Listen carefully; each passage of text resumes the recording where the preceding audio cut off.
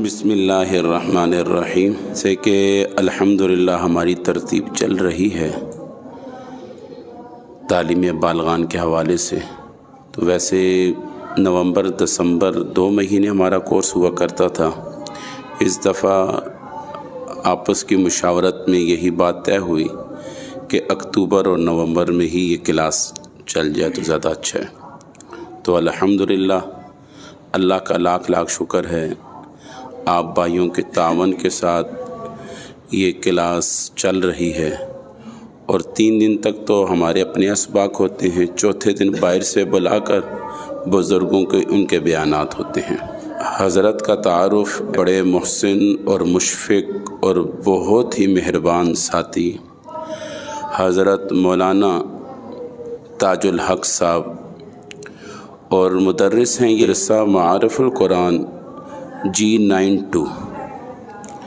الحمدللہ بڑی محبت کرتے ہیں، بڑا پیار. چھوٹی سی درخواست پر یہ میرے پاس آ گئے. اللہ ان کو جزائے خیر عطا فرمائے، اللہ ان کے علم میں، عمر میں، جان میں، مال میں برکتیں نصیب فرمائے. کہ بڑی محبت کرتے ہیں اور جب بھی بلایا کبھی بھی نہ نہیں کی، اور کبھی یہ نہیں کہا میری مصروفیات ہے. جب بھی بلایا الحمدللہ حاضر ہو گئے. اللہ ان کی محبتیں، ان کی شفقتیں اسی طرح قائم دائم رکھیں. اور دوسری بات بابا، علماء کی زیارت کرنا بہت بڑا ثواب ہے. یاد رکھنا، یہ جو ہم مختلف علماء کو بلا کر، یہ تو آپ کے لیے خوش قسمتی ہے کہ مختلف علماء آ کر آپ مختلف علماء کا دیدار کر لیتے ہیں. الحمدللہ ان کے کتنے شاگرد ہیں، دنیا کے اندر پھیلے ہوئے بے شمار شاگرد ہیں. بلکہ ہمارے یہاں پر ایک مدرس ہیں جو پڑھا رہے ہیں، وہ بھی انہی کے شاگرد ہیں. اور پچھلے سال بھی کچھ ایسے ہمارے مدرس جو ہمارے یہاں مکتب میں پڑھا رہے تھے، وہ بھی ان کے شاگرد تھے.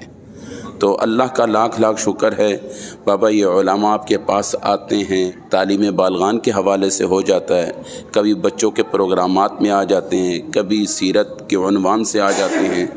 تو یہ علماء کا آنا اور ان کی زیارت کرنا، ان کے پاس بیٹھنا، ان کو دعاؤں کا کہنا،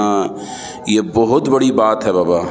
اور ان کی زیارت کرنا بہت بڑی بات ہے، بہت بڑی بات ہے. بلکہ ہمارے اکابرین تو ایسے تھے، جب ایسے کوئی بزرگ آتے ان کو اپنا نام بتا کے کہتے جی میرا یہ نام ہے، میرے لیے دعا کرنا. اپنا نام بتاتے، اپنا تعارف کرواتے، میرا یہ علاقہ ہے، یہ میرا نام ہے، حضرت میرے لیے خصوصی دعا کرنا. حضرت صاحب کے درمیان میں زیادہ حائل نہیں ہونا چاہتا، تو حضرت اقدس حضرت مولانا تاج الحق صاحب دامت و برکاتہم عالیہ سے میں گزارش کروں گا اپنی قیمتی ملفوظات سے ہم سب کو مستفیض فرمائیں. الحمد للہ نحمده ونستعینه ونستغفره ونؤمن به ونتوکل علیہ ونعوذ باللہ من شرور انفسنا ومن سیئات اعمالنا من یهده اللہ فلا مضل له ومن یضللہ فلا ہادی له ونشهد أن لا إله إلا الله وحده لا شريك له ونشهد أن سيدنا وسندنا ومولانا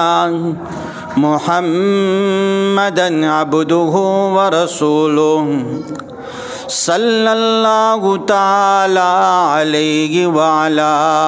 آلہ واصحابہ وبارک وسلم تسلیما کثیرا کثیرا اما بعد فاعوذ باللہ من الشیطان الرجیم بسم اللہ الرحمن الرحیم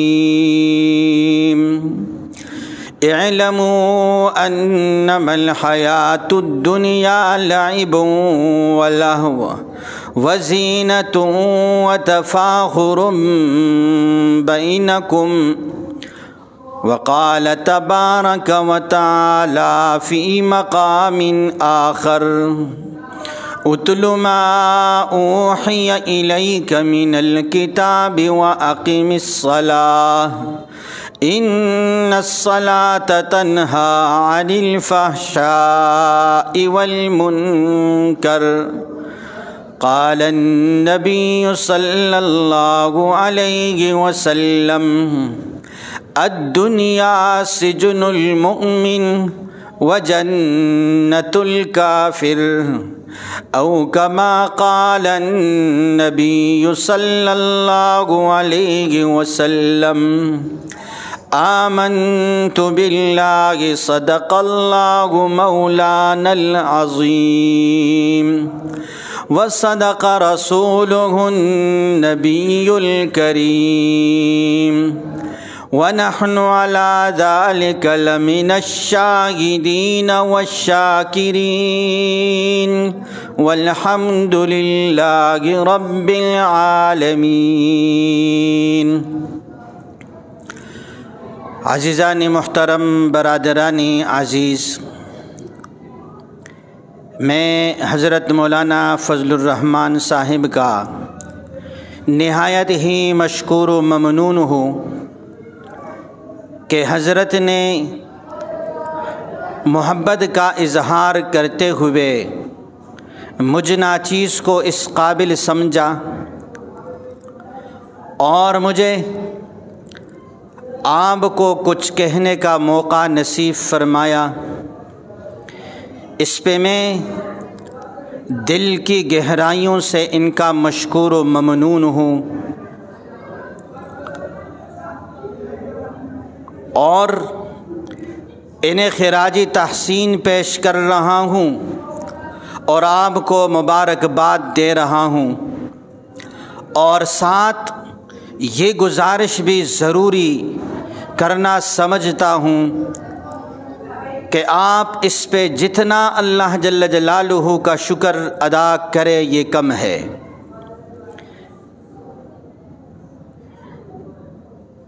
کہ یہ عظیم رشتہ اللہ جل جلالہ نے آپ کا ایک عظیم شخصیت اور باصلاحیت شخصیت کے ساتھ جوڑا۔ رشتے تو بہت سارے ہیں، اولاد اور والدین کا بھی رشتہ ہے، بھائیوں اور بہنوں کا بھی رشتہ ہے، دیگر بھی بہت سارے رشتے ہیں، لیکن مقتدی اور امام کا رشتہ یہ سب سے اعلیٰ، سب سے عرفہ، سب سے بلند اور سب سے عظیم ہے۔ اس لیے کہ یہ رشتہ رشد و ہدایت کا رشتہ ہے، اور اس پرفتن دور میں جتنا یہ رشتہ عظیم اور عظیم تر ہے اتنا یہ رشتہ ملتا نہیں ہے۔ یعنی جن صلاحیتوں کا امام اور جن صفات کا امام ایک مقتدی کے لیے ضروری ہے، لازم ہے، ایسے صلاحیتوں والا امام اور ایسے بلند و بالا صفات والا امام یہ ملتا نہیں ہے کہ جس کی وجہ سے مقتدی کا رشتہ اپنے اس عظیم امام، باصلاحیت امام اور بلند و بالا صفات والے امام کے ساتھ عظیم سے عظیم تر ہو جائے۔ اللہ جل جلالہ نے اپنا خصوصی فضل و کرم آپ پر فرماتے ہوئے آپ کو حضرت کی صورت میں یہ نعمت آپ کو میسر فرما دی، اس لیے آپ اس کا شکر بھی ادا کریں اور اس شکرانے کے ضمن میں زیادہ سے زیادہ اس سے فائدہ حاصل کرنے کی کوشش فرما لیا کرے۔ میرے بھائیوں اور دوستو، اللہ جل جلالہ نے انسان کو اس دنیا میں بھیجا اور فضول نہیں بھیجا، بیکار نہیں بھیجا، بلکہ اللہ جل جلالہ نے انسان کو اس دنیا میں بھیج کر اس کے کندھوں پہ ایک عظیم اور بہت بڑی ذمہ داری رکھی ہے، اور وہ ذمہ داری ہے اللہ جل جلالہ کی اطاعت، اللہ جل جلالہ کی بندگی۔ اور اس دنیا میں اللہ جل جلالہ نے جب اس انسان کو بھیجا تو اس دنیا کے دن رات گزارنے کے لیے، دنیاوی زندگی گزارنے کے لیے اللہ جل جلالہ نے اصول و قوانین دیے، ایک طریقہ اور سلیقہ دیا، اور یہ حکم دیا کہ اے میرے بندے، میں تجھے دنیا میں بھیج رہا ہوں، آپ نے دنیا کی زندگی ان اصول و قواعد اور اس طریقہ اور سلیقہ کے مطابق اپنی زندگی آپ نے گزارنی ہے۔ اب جو شخص ان قوانین، ان اصولوں اور اس طریقہ اور سلیقہ کے مطابق زندگی گزارتا ہے تو وہ کامیاب و کامران ہو جاتا ہے، اور جو ان اصول و قوانین اور اس طریقہ اور سلیقہ کے مطابق اپنی زندگی نہیں گزارتا تو وہ ہمیشہ کے لیے ناکام و نامراد بن جاتا ہے۔ اللہ جل جلالہ خود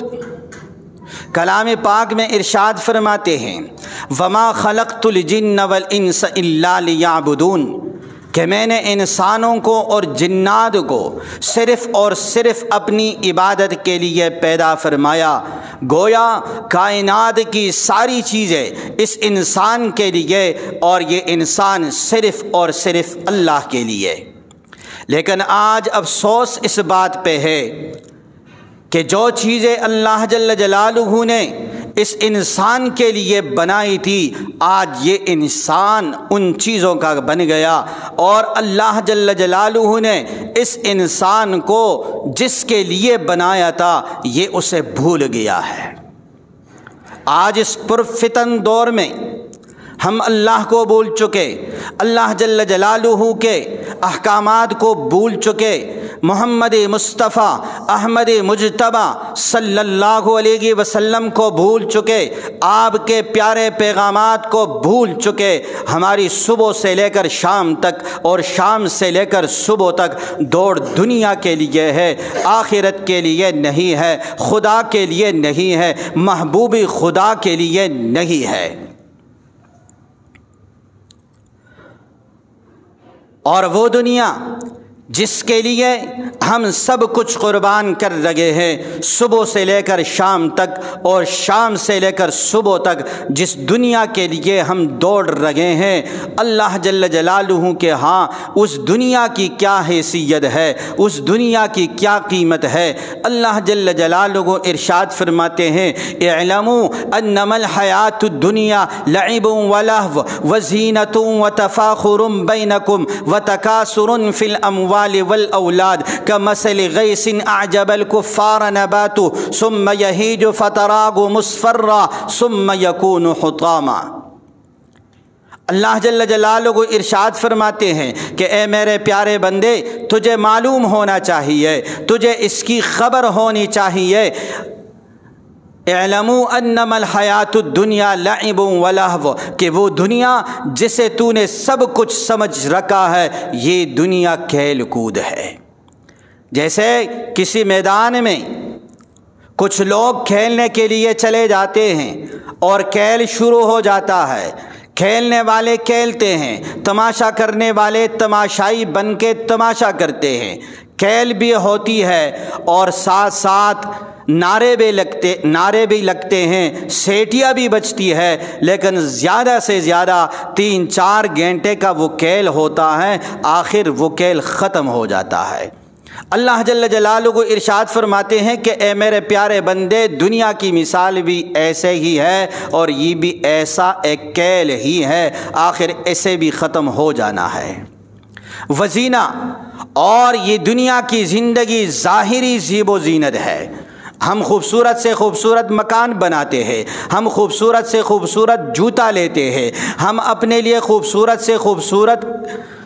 کپڑے سلواتے ہیں، گاڑی خوبصورت سے خوبصورت لے لیتے ہیں، لیکن آخر کار ہوتا یہ ہے کہ وہ مکان بھی ختم ہو جاتا ہے، وہ جوتے بھی ختم ہو جاتے ہیں، وہ کپڑے بھی ختم ہو جاتے ہیں، وہ گاڑی بھی ختم ہو جاتی ہے۔ اللہ فرماتے ہیں کہ دنیا کی مثال ایسے ہی ہے، جیسے یہ ظاہری زیب و زینت ختم ہوا، ایسے ہی یہ دنیاوی زندگی بھی ختم ہو جائے گی۔ وَتَكَاثُرٌ فِي الْأَمْوَالِ وَالْأَوْلَادِ، اور اللہ جل جلالہ ارشاد فرماتے ہیں کہ آپ کے مال و اولاد کا زیادہ ہونا، اس کے ذریعے سے تم زیادہ سے زیادہ یہ کر سکتے ہو کہ اپنے کسی مسلمان بھائی پہ فخر کر سکتے ہو،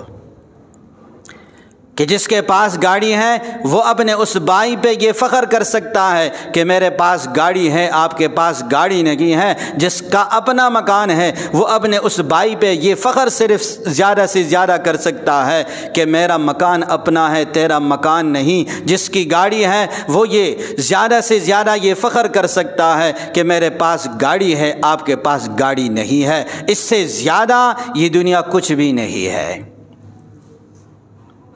اللہ جل جلالہ آگے ایک مثال سے اپنی امت کو، اپنے محبوب صلی اللہ علیہ وسلم کی امت کو اور اپنے پیارے بندوں کو سمجھا رہے ہیں۔ کمثل غیث اعجب الکفار نباتہ ثم یہیج فتراہ مصفرا ثم یکون حطاما، کہ دنیا کی زندگی یہ اس بارش کی طرح ہے کہ جو کسی کھیتی پہ برس جائے اور وہ کھیتی مرجائی ہوئی ہو، اور جب بارش اس پہ برستی ہے تو یکدم وہ مرجائی ہوئی کھیتی وہ یوں لہلہاتی ہے اور ہر طرف سرسبز و شادابی کا منظر پیش کرتی ہے۔ لیکن پھر ہوتا کیا ہے، جب کچھ عرصہ گزرتا ہے تو وہی سرسبز و شادابی کا منظر پیش کرنے والی کھیتی وہ زرد پڑ جاتی ہے، اور پھر جب کچھ عرصہ اس کے اوپر اور گزرتا ہے تو پھر وہی زرد کھیتی بھوسا بن کے ہواؤں میں اڑ کے ختم ہو جاتا ہے اور اس کا نام و نشان ہی نہیں رہتا۔ اللہ جل جلالہ ارشاد فرماتے ہیں کہ اے خوبصورت نوجوان، اے میرے پیارے بندے، آج اگر تیری جوانی یوں لہلہا رہی ہے اور آج تو خوبصورتی کا یہ منظر اگر پیش کر رہا ہے تو اس کھیتی کی طرح بڑھاپے میں پہنچ کے اس کھیتی کی طرح تو بھی ایک دن زرد پڑ جائے گا اور پھر آخر کار تو بھی ختم ہو جائے گا۔ جیسے اس کھیتی کا نام و نشان نہیں رہا، تیرا بھی اسی طریقے سے نام و نشان نہیں رہے گا۔ ایک حدیث مبارکہ میں جناب محمد مصطفیٰ صلی اللہ علیہ وسلم ارشاد فرماتے ہیں، الدنیا سجن المؤمن و جنت الکافر، کہ یہ دنیا مومن کے لیے قید خانہ ہے اور کافر کی جنت ہے۔ آپ کو معلوم ہے کہ جیل خانہ کی، جیل کی چند خصوصیات ہوا کرتی ہے۔ ایک خصوصیت یہ ہے کہ کبھی بھی قیدی جیل میں اپنی مرضی کے مطابق زندگی نہیں گزار سکتا، وہ ہر کام میں، ہر قول میں، ہر فعل میں جیل انتظامیہ کا پابند ہوتا ہے اور جو وہ حکم دے اسی کے مطابق اسے کرنا پڑتا ہے۔ وہ کھڑا ہونے کا کہہ دے تو بیچارہ گھنٹوں کھڑا رہتا ہے، وہ بیٹھنے کا کہہ دے بیچارہ گھنٹوں بیٹھا رہتا ہے، جو کھانے کو دے دے وہی کھانا پڑتا ہے، جو پینے کو دے دے وہی پینا پڑتا ہے، کھانے کو دے تو کھا لیتا ہے، نہ دے تو صبر کرنا پڑتا ہے، پینے کو دے تو پی لیتا ہے، نہ دے تو صبر کرنا پڑتا ہے۔ دوسری خصوصیت یہ ہے کہ جتنے عرصہ کے لیے جیلی اس جیل کے زمانہ میں، قید کے زمانہ میں رہتا ہے، اس کے لیے وہ کوئی لمبے چوڑے انتظامات نہیں کرتا، بلکہ ضرورت کے مطابق مختصر سا سامان لے کے جیل کی زندگی گزارتا ہے۔ تیسری خصوصیت یہ ہے کہ کبھی بھی قیدی جیل کے زمانے میں دل نہیں لگاتا، اس کا دل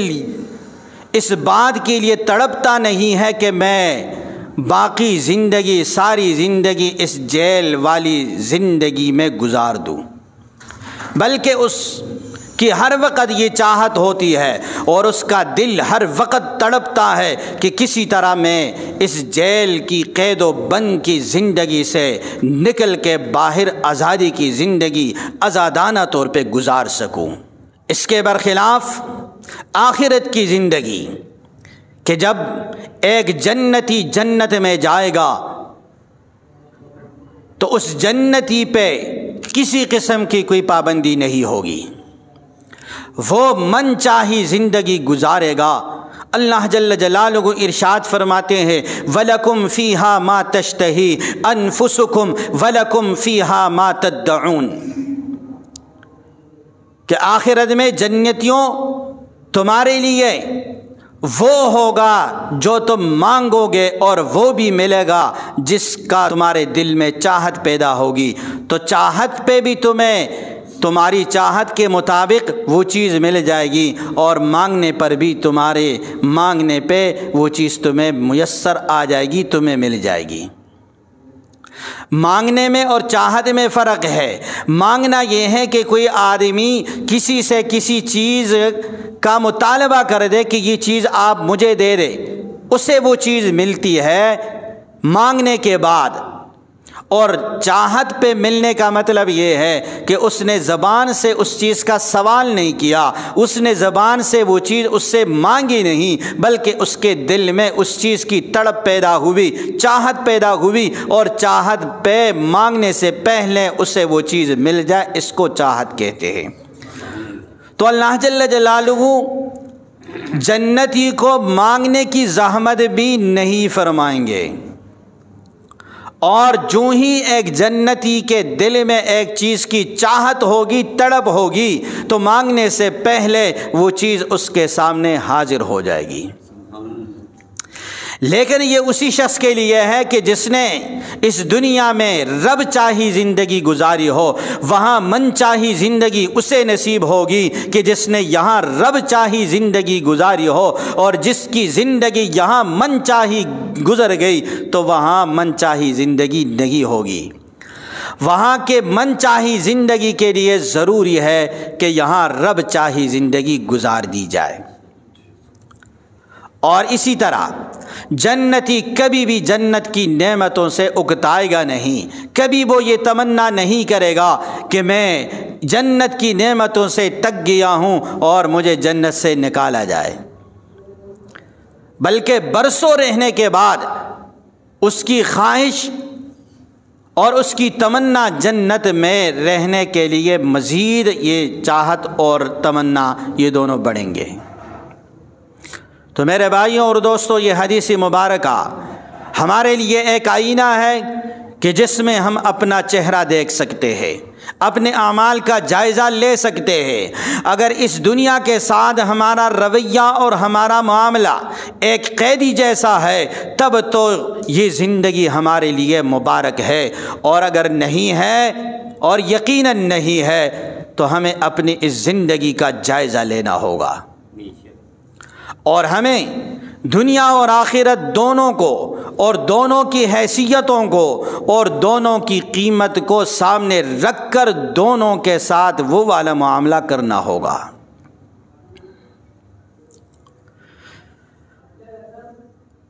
اب یہ دنیا یہ ہماری قیمتی بن جائے، آخرت ہماری قیمتی بن جائے، یہ دونوں قیمتی کیسے بنیں گے؟ اس کے لیے اللہ جل جلالہ نے اصول و قوانین دیے ہیں، طریقہ اور سلیقہ دیا ہے، اعمال دیے ہیں۔ اگر ان اصول و قوانین کو، اس طریقہ اور سلیقہ کو اور ان اعمال کو ہم اپنا لیں تو ہماری دنیا بھی بن جائے اور ہماری آخرت بھی بن جائے۔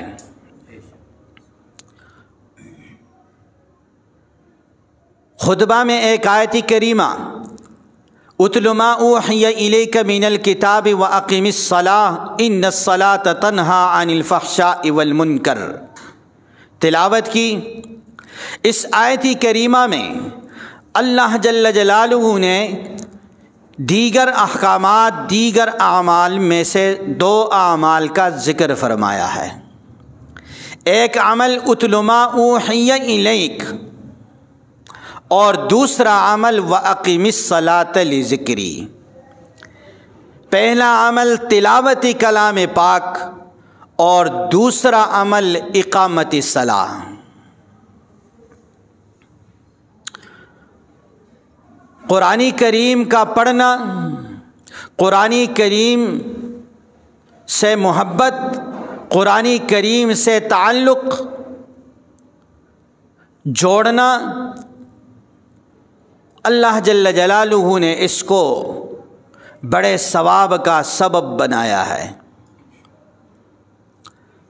نبی پاک صلی اللہ علیہ وسلم ارشاد فرماتے ہیں کہ جو شخص قرآن کریم کا ایک حرف تلاوت کرتا ہے اس پہ اللہ جل جلالہ اسے 10 نیکیاں عطا فرماتے ہیں۔ اور پھر مزید تفصیل کرتے ہوئے آپ صلی اللہ علیہ وسلم نے ارشاد فرمایا کہ میں یہ نہیں کہتا کہ الف لام میم ایک حرف ہے، بلکہ اس میں الف الگ حرف ہے، لام الگ حرف ہے اور میم الگ حرف ہے۔ گویا کہ الف لام میم کی تلاوت پہ 30 نیکیاں ملے گی۔ الف لام میم پہ 10 نیکیاں نہیں ہے بلکہ الف لام میم پہ 30 نیکیاں ملے گی۔ ایک دوسری روایت میں جناب محمد مصطفیٰ صلی اللہ علیہ وسلم ارشاد فرماتے ہیں کہ زینوا بیوتکم بتلاوت القرآن، کہ تم اپنے گھروں کو تلاوت کلام پاک کے ذریعے سے خوبصورت بناؤ۔ جو اصل گھروں کی خوبصورتی تھی آج ہم نے اسے چھوڑ دیا ہے، اور جو عارضی خوبصورتی ہے اسی کے پیچھے ہم لگ گئے ہیں۔ آج اس پرفتن زمانے میں مسلمان کے گھر دنیاوی زیب و زینت سے مزین ہے،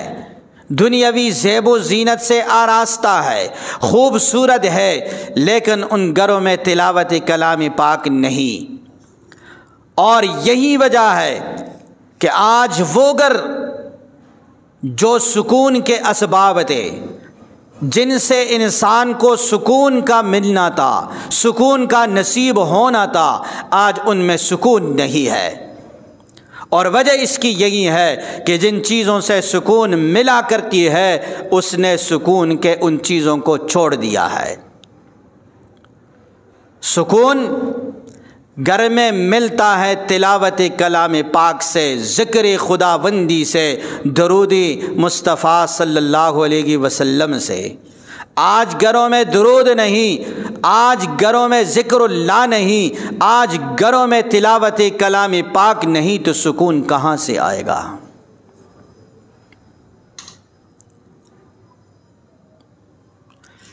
آج لوگ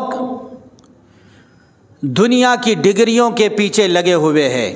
اور یہ میرے رب کی عجیب و غریب تقسیم ہے کہ میرے رب نے کسی کو وکیل بنایا تو وکالت کی ڈگری اس کے ہاتھ میں دے دی، کسی کو انجینئر بنایا تو انجینئرنگ کی ڈگری اس کے ہاتھ میں دے دی، کسی کو ڈاکٹر بنایا تو ڈاکٹری کی ڈگری اس کے ہاتھ میں دے دی، لیکن جب باری آئی اللہ کے بندوں کی تو اللہ جل جلالہ نے ان کے ہاتھوں میں کائنات کی سب سے بڑی ڈگری کلام پاک ان کے ہاتھ میں تھما دی۔ آپ خوش نصیب ہیں کہ اللہ جل جلالہ نے آپ کو اپنے گھر میں قرآن کریم کی تعلیم سیکھنے کے لیے بٹھایا۔ آپ کا وجود تعلیمی حدیثی نبویہ صلی اللہ علیہ وسلم پہ لگ رہا ہے، وگرنہ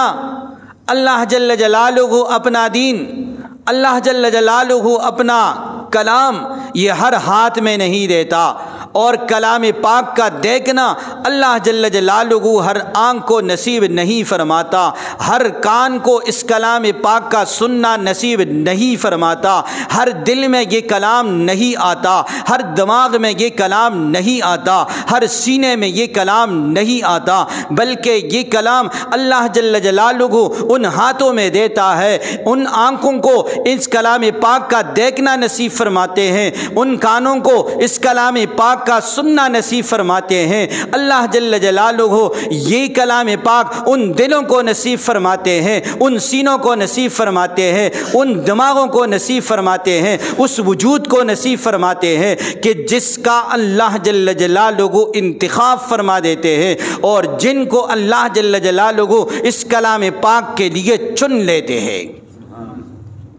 اللہ جل جلالہ خود ارشاد فرماتے ہیں ثم اورثنا الکتاب الذین اصطفینا من عبادنا، کہ ہم نے کلام اللہ کے وارث ان لوگوں کو بنایا ہے کہ جن کو ہم نے پوری انسانیت میں منتخب فرما دیا ہے، اور پوری انسانیت میں ہم نے ان کو چن لیا ہے۔ تو اس پہ آپ اللہ جل جلالہ کا شکر ادا کریں کہ آپ کو اللہ جل جلالہ نے کلام پاک کی تعلیم کے لیے، سیکھنے کے لیے، اور اس کلام پاک کے ناظرہ صحیح کرنے کے لیے چنا، وگرنہ آپ کے محلے میں سینکڑوں لوگ ہیں، اور ان سینکڑوں لوگوں میں آپ چند افراد آ کے یہاں اللہ کے گھر میں بیٹھ گئے۔ یہ آپ کا کمال نہیں ہے، یہ ہمارا کمال نہیں ہے، بلکہ یہ رحمت خداوندی ہے، یہ کرم خداوندی ہے، اور یہ فضل خداوندی ہے۔ آج ہم اللہ کے فضل سے، اللہ کے کرم سے، اور اللہ کے رحم و کرم سے یہاں آئے۔ اللہ جل جلالہ نے اپنے فضل و کرم سے ہمیں یہاں بیٹھنا نصیب فرمایا، اور اللہ ہمیں یہ بیٹھنا نصیب فرماتے ہیں۔ اللہ جل جلالہ یہ بیٹھنا ہمیں نصیب فرمائے، وگرنہ آج کون مسلمان ایسا ہو سکتا ہے کہ جس کی چاہت یہ نہ ہو کہ کلام پاک میرے ہاتھ میں ہو، جس کی چاہت یہ نہ ہو کہ میری آنکھیں کلام پاک کا دیدار کر دے، جس کی چاہت یہ نہ ہو کہ میرے کانوں میں اللہ کا کلام آئے، جس کی چاہت یہ نہ ہو کہ میرے دل میں اللہ کا کلام آئے، جس کی چاہت یہ نہ ہو کہ میرے سینے میں کلام پاک آ جائے، جس کی چاہت یہ نہ ہو کہ میرے وجود میں کلام پاک آ جائے، جس کی چاہت یہ نہ ہو کہ میرے گھر میں کلام پاک آ جائے، جس کی چاہت یہ نہ ہو کہ میری اولاد کی زندگیوں میں کلام پاک آ جائے، لیکن آپ دیکھ رہے ہو کہ کلام پاک کسی کسی کو نصیب ہوتا ہے، ہر ایک کو نصیب نہیں۔ وجہ کیا ہے؟ وجہ یہی ہے کہ جن کو اللہ جل جلالہ اس کلام پاک کا خادم بنانا چاہتے ہیں وہی کلام پاک کا خادم بنتا ہے، اور جن گھروں پہ اللہ جل جلالہ اس کلام پاک کے انوار و برکات کو برسانا چاہتے ہیں،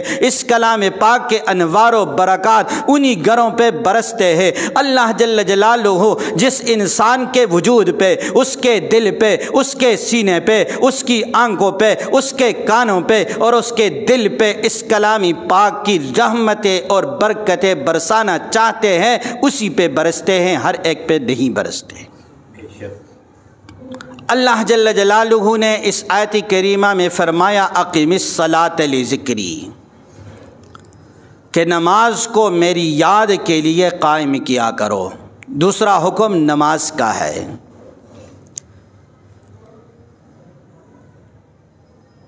نماز کی بلندی، نماز کی رفعت، نماز کے مقام اور مرتبے کا اندازہ آپ اس سے لگا لیجئے کہ باقی اسلام کے بنیادی ارکان اللہ جل جلالہ نے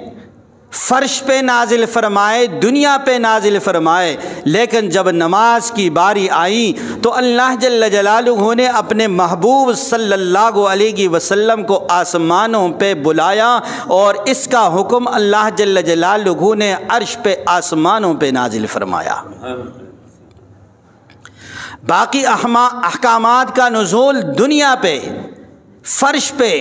اور نماز کا حکم، نماز کا نزول یہ آسمانوں پہ۔ معراج کی شب جب اللہ جل جلالہ نے جناب محمد مصطفیٰ صلی اللہ علیہ وسلم کو اپنے پاس آسمانوں پہ بلایا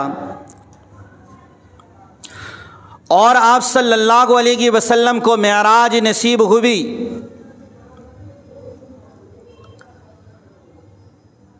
تو یوں لگتا ہے کہ شاید جناب محمد مصطفیٰ صلی اللہ علیہ وسلم نے فرمایا ہو کہ مولا آپ نے مجھے عزت بخشی، مجھے بلندی دی، مجھے مقام و مرتبہ عطا فرمایا، مجھے اپنے پاس بلایا، آپ مجھ سے ہم کلام ہوئے، مجھے آپ کی زیارت نصیب ہوئی، لیکن مجھے تو اپنے بندوں کی، اپنی امت کی ہر وقت غم رہتی ہے، میں تو ہر وقت ان کی وجہ سے غمگین ہوں، میرا رونا ان کے لیے، میرا جاگنا ان کے لیے، میرا سونا ان کے لیے، میرا اڑنا بچھونا ان کے لیے، میرا آنا جانا ان کے لیے، میری محبت ان کے لیے،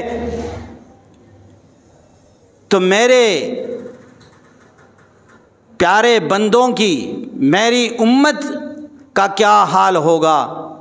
ان کو کیا معراج آپ عطا فرمائیں گے؟ تو اللہ تعالیٰ نے فرمایا کہ آقا تیرے بندوں کی معراج یہ نمازیں ہیں، یہ لے لو، اور دن میں 5 دفعہ وہ معراج کریں۔ آپ صلی اللہ علیہ وسلم نے ایک دفعہ حقیقی معراج فرمایا، لیکن اللہ تعالیٰ نے اس امت پہ خصوصی کرم و نوازش فرماتے ہوئے اللہ تعالیٰ نے 5 معراج کا موقع دن میں ہر انسان کو عطا فرما دیا۔ اور اللہ جل جلالہ نبی پاک صلی اللہ علیہ وسلم ارشاد فرماتے ہیں الصلاۃ معراج المؤمنین، کہ نماز یہ مومنین کا معراج ہے۔ اور آپ کو معلوم ہے کہ جب شروع میں اللہ جل جلالہ نے آپ صلی اللہ علیہ وسلم کو نمازوں کا یہ تحفہ دیا تو یہ 50 تھے، اور پھر بار بار آپ صلی اللہ علیہ وسلم بارگاہ خداوندی میں تشریف لے جاتے اور یہ درخواست کرتے کہ میری امت بڑی کمزور ہے، ضعیف ہے، مولا وہ 50 نمازوں کو نہیں پڑھ سکیں گے، تخفیف فرما دیجئے، اس میں آسانی فرما دیجئے۔ اللہ جل جلالہ نمازوں میں تخفیف فرماتے رہے، آسانی فرماتے رہے، یہاں تک کہ یہ نمازیں 50 سے 5 رہ گئی۔ اب اس میں ایک سوال ہے کہ اللہ جل جلالہ ایک ہی دفعہ 50 سے 5 فرما سکتے تھے، لیکن 5 دفعہ جناب محمد مصطفیٰ صلی اللہ علیہ وسلم بارگاہ خداوندی میں تشریف لے گئے، اور 5 دفعہ توڑا توڑا کر کے اس نماز کو کم کیا گیا، اور اس نماز میں یہ تخفیف ہوئی۔ وجہ کیا ہے؟ علماء نے نکتہ یہاں پہ یہ لکھا ہے کہ بار بار آپ صلی اللہ علیہ وسلم کا جانا اور اللہ کا آپ صلی اللہ علیہ وسلم کو بار بار اپنے پاس بلانا، اس میں نکتہ یہ ہے کہ بار بار آپ صلی اللہ علیہ وسلم کو اللہ جل جلالہ کی زیارت نصیب ہوتی، اور بار بار اللہ جل جلالہ کے ساتھ آپ صلی اللہ علیہ وسلم ہم کلام ہوتے، اور یہی نعمت اللہ جل جلالہ نے آپ صلی اللہ علیہ وسلم کی امت کو بھی عطا فرما دی کہ اب جب آپ صلی اللہ علیہ وسلم کا امتی ایک مومن اور ایک مسلمان تکبیری تحریمہ کہتے ہوئے اللہ اکبر کہتا ہے تو اللہ جل جلالہ اس کے سامنے آ جاتے ہیں اور یہ اللہ جل جلالہ کا ہم کلام بن جاتا ہے، اور جب تک نماز ختم نہیں ہوتی اس وقت تک اس مومن اور مسلمان کی گفتگو اللہ جل جلالہ کے ساتھ ہو رہی ہوتی ہے۔ ایک روایت میں آتا ہے کہ جب انسان نیت باندھتا ہے اور نماز شروع کر دیتا ہے تو اللہ جل جلالہ اس کے سامنے آ جاتے ہیں، اور جب یہ انسان دنیا کی کسی چیز کی طرف دیکھنے لگتا ہے یا دنیا کی کسی چیز کا سوچنے لگتا ہے تو اللہ جل جلالہ فرماتے ہیں کہ اے میرے بندے میں تیرے سامنے ہوں، مجھ سے عرفہ، مجھ سے اعلیٰ، مجھ سے عظیم کون سی چیز ہے کہ تو مجھے چھوڑ کے اس کو دیکھنے لگ گیا۔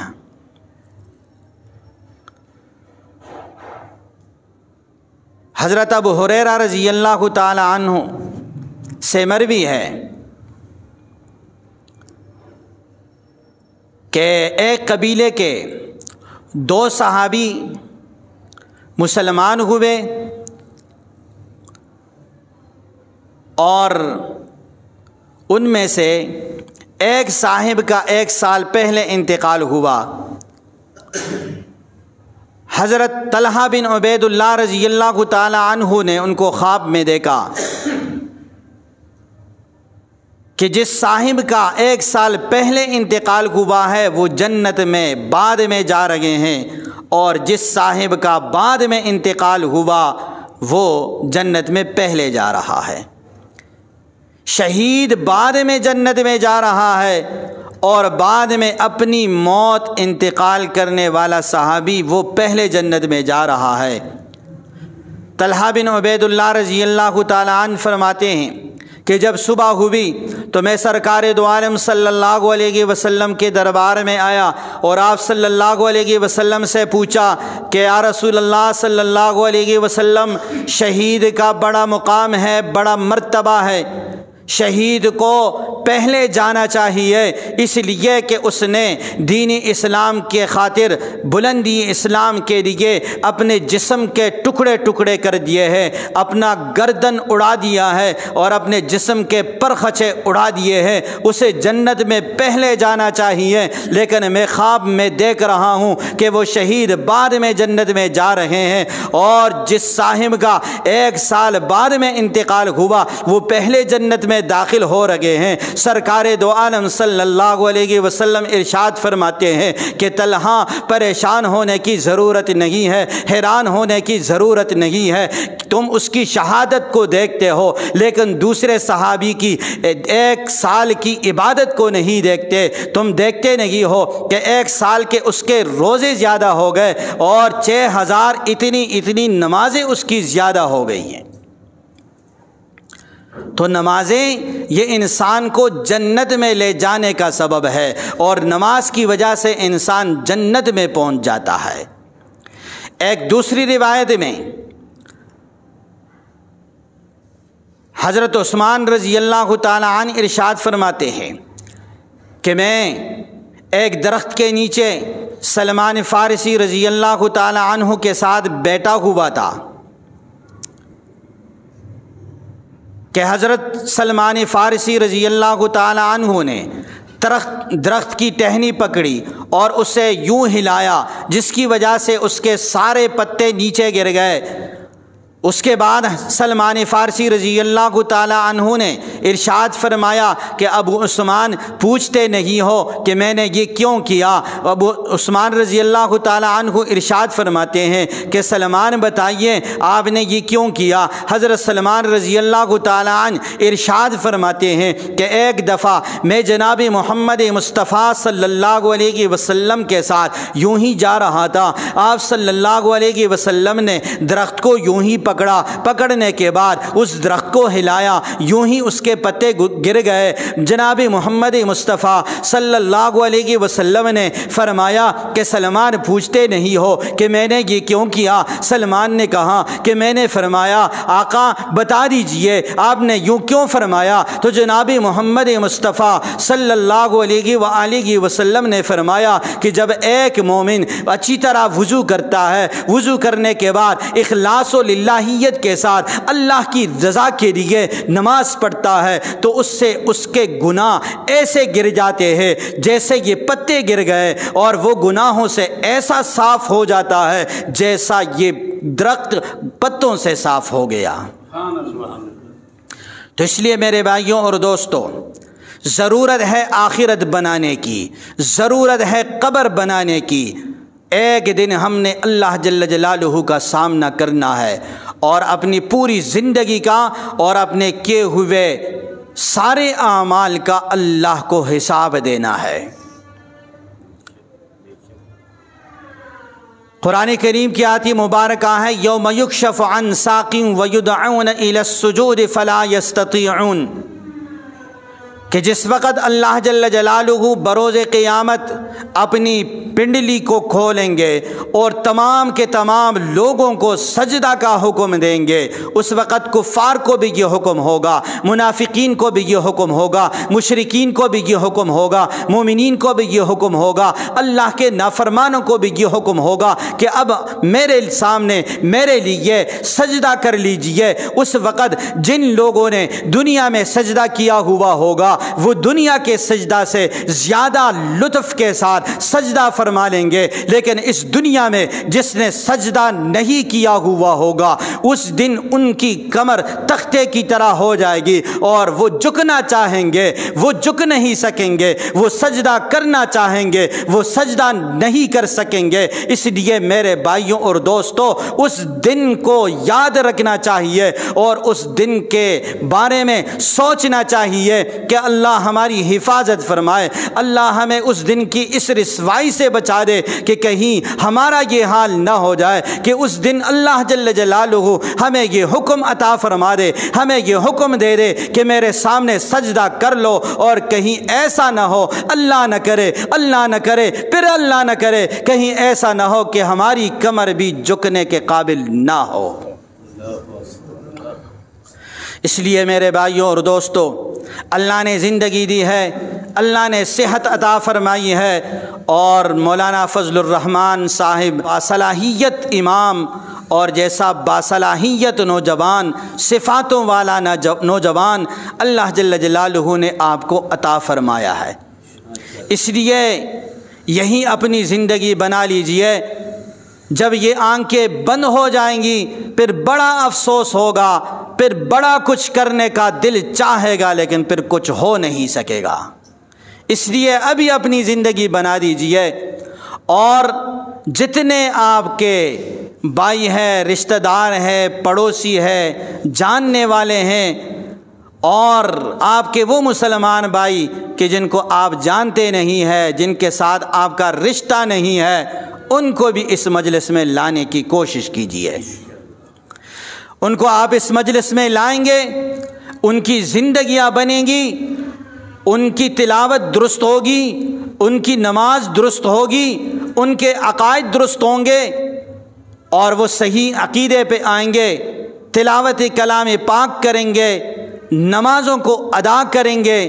تو جتنا ثواب ان کو ملے گا اتنا ثواب آپ کو بھی ملے گا، اور ان کے ثواب میں آپ بھی شریک ہوں گے۔ اس لیے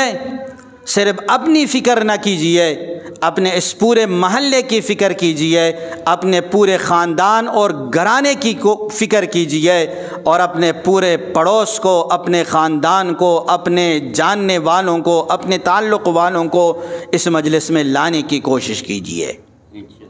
اللہ نے یہ موقع عطا فرمایا ہے، آپ دیکھ رہے ہیں آپ کا بھی آنا جانا مختلف مساجد میں ہوتا ہے، یہ مجلسیں کسی کسی محلے والوں کو نصیب ہوتی ہے۔ اللہ نے اپنے فضل و کرم سے آپ کو یہ نصیب فرمایا، تو اس لیے اس سے آپ بھی فائدہ اٹھائیں اور لوگوں کو بھی یہاں لانے کی کوشش کیجیے اور دین سمجھ کے کوشش کیجیے، اپنے فائدہ کے لیے اور ان کے فائدہ کے لیے، اور اپنا اور ان کا فائدہ یہ سامنے رکھتے ہوئے ان کو لانے کی کوشش کیجیے۔ انسان کا اپنا عمل یہ بارگاہ خداوندی میں قبول ہوتا ہے یا نہیں، لیکن اگر کوئی کسی کو ایسی مجلس میں لے آتا ہے اور اس کی زندگی بن جاتی ہے اور وہ اللہ والا بن جاتا ہے، اس کی نماز درست ہو جاتی ہے، اس کی تلاوت درست ہو جاتی ہے، اس کا عقیدہ درست ہو جاتا ہے، اور وہ اللہ کو مقبول ہو جاتا ہے، اللہ کا محبوب بن جاتا ہے، اور اس کے اعمال اللہ جل جلالہ کی بارگاہ میں قبول و منظور ہو جاتے ہیں، تو اس کی وجہ سے اس لانے والے کا بیڑا بھی پار ہو جائے گا۔ تو اس لیے آپ سارے انشاءاللہ کوشش کریں گے کہ نہیں؟ آپ سارے حضرات اگر ایک دو تین ساتھی بھی لے آئیں گے تو آپ کا کتنا فائدہ ہوگا، اور آپ کا یہ مجمع یہ کتنا بڑھ جائے گا۔ اور آپ یقین کیجئے کہ جہاں اللہ جل جلالہ کے کلام کا تذکرہ ہو، تلاوت ہو، اور محبوب صلی اللہ علیہ وسلم کی احادیث کا تذکرہ ہو، اور اس کی مجلس ہو، اور تعلیم و تعلم ہو، یعنی سیکھنا اور سکھانا ہو، اللہ جل جلالہ وہاں اپنی رحمت موسلا دار بارش کی طرح برساتے ہیں۔ تو جتنے زیادہ لوگ آئیں گے اتنی زیادہ تلاوت ہوگی، اور جتنا مجمع بڑا ہوگا اس میں ذکر بھی اتنا ہی زیادہ ہوگا، تو اللہ کی رحمت اتنی زیادہ برسے گی۔ اور جب بارش برستی ہے تو آپ کو معلوم ہے یہ نہیں ہوتا کہ ایک گھر پہ بارش برس رہی ہو اور دوسرے گھر پہ بارش نہ برس رہی ہو۔ جب آپ کے محلے پہ بارش برسے گی اللہ کی رحمتوں کی، تو اس میں آپ بھی شریک ہوں گے اور جو اور گھروں والے ہیں وہ بھی شریک ہوں گے، تو یہ فائدہ ان کا بھی ہوگا اور یہ فائدہ آپ کا بھی ہوگا۔ اللہ جل جلالہ ہمیں دین سیکھنے اور سکھانے اور سیکھنے کے بعد کما حقہ اس پہ عمل کرنے کی توفیق نصیب فرمائے۔ میں آخر میں ایک دفعہ پھر حضرت مولانا فضل الرحمان صاحب کا مشکور و ممنون ہوں کہ انہوں نے مجھے یہ عظیم موقع عطا فرمایا، اور ان کے لیے دعا گو ہوں کہ اللہ جل جلالہ ان خدمات کو اور ان کاوشوں کو اور ان محنتوں کو قبول و منظور فرمائے، اور اس کے ثمرات اور اس کے فوائد، اس کی برکتیں اور اس کی یہ رحمتیں یہ اس پورے محلے کو، اہل محلہ کو، یہاں کے خواتین کو، یہاں کے نوجوانوں کو، یہاں کے بوڑھوں کو، یہاں کے مردوں کو اور یہاں کے عورتوں کو سب کو نصیب فرمائے۔ وآخر دعوانا ان الحمدللہ رب العالمین۔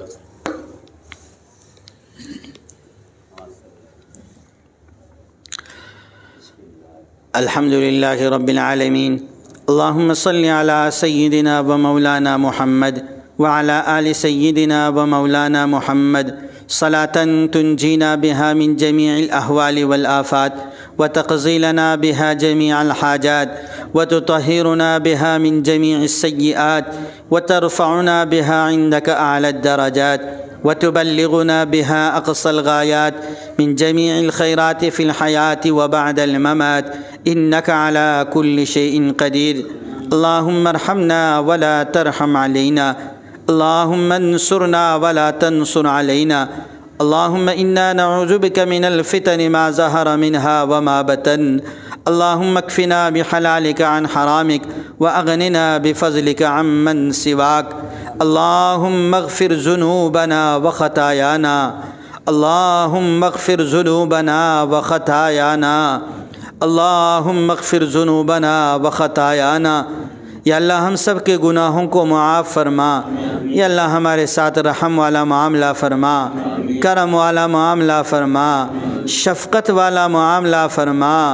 آسانی والا معاملہ فرما۔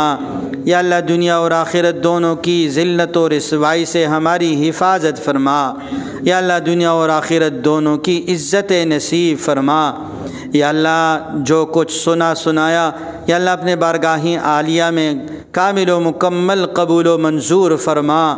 یا اللہ اس کے فوائد و برکات ہمیں نصیب فرما، یا اللہ اس کے فوائد و برکات اس محلے والوں کو نصیب فرما، یا اللہ اس محلے کے ہر مرد و زن کو اپنا بنا، یا اللہ ہم سب کو اپنا بنا، یا اللہ ہم سب کو اپنا بنا، یا اللہ ہم سب کو اپنا بنا، یا اللہ مولانا صاحب جو خدمات سر انجام دے رہے ہیں یا اللہ اپنی بارگاہ عالیہ میں کامل و مکمل قبول و منظور فرما، یا اللہ یہ ان کے لیے اہل محلہ کے لیے نجات کا ذریعہ بنا، یا اللہ ان کے علم میں عمر میں یا اللہ عمل میں برکت نازل فرما، یا اللہ جو کام آپ اس سے لے رہے ہیں یا اللہ اس کام میں مزید ترقی عطا فرما، یا اللہ دنیا اور آخرت دونوں لحاظ سے ان کو ہم سب کو کامیاب و کامران بنا، یا اللہ ان کے اس حلقے کو مزید زیادہ فرما، یا اللہ اس میں اضافہ فرما، یا اللہ اس میں ترقی عطا فرما، یا اللہ ہم سب کو اپنی دین کی خدمت کے لیے کامل و مکمل قبول و منظور فرما، یا اللہ جو مانگ سکے وہ بھی عطا فرما، جو نہ مانگ سکے تیرے علم میں ہمارے لیے بہتر ہے مولا وہ بھی عطا فرما، یا اللہ قبر کی سختی سے ہم سب کی حفاظت فرما، میدان حشر کی ذلت و رسوائی سے ہم سب کی حفاظت فرما، یا اللہ اس عظیم دن میں جناب محمد مصطفیٰ صلی اللہ علیہ وسلم کی شفاعت نصیب فرما، یا اللہ آخر میں جناب محمد مصطفیٰ صلی اللہ علیہ وسلم کے مبارک ہاتھوں حوض کوثر نصیب فرما، یا اللہ نبی علیہ الصلاۃ والسلام تمام انبیاء صحابہ تابعین تبع تابعین بزرگان دین نے آج سے پہلے جتنی اچھی دعائیں مانگی ہے، آج جو اچھی دعائیں مانگی جا رہی ہے یا اللہ آئندہ جو اچھی دعائیں مانگی جائیں گی یا اللہ وہ سب ہمارے حق میں ہمارے نسلوں کے حق میں قبول و منظور فرما، یا اللہ ان مبارک ہستیوں نے جن شرور سے پناہ مانگی ہے یا اللہ ان تمام شرور سے ہماری حفاظت فرما، جزا اللہ عنا محمدا ما هو اہلہ، اللہم انا نسألک علما نافعا وعملا صالحا متقبلا وصحة كاملة ورزاءك كاملا ورزاءك كاملا ورزاءك كاملا ورزقا حلالا طيبا واسعا كفافا، وصلى الله تعالى على خير خلقه محمد وآله واصحابه أجمعين برحمتك يا أرحم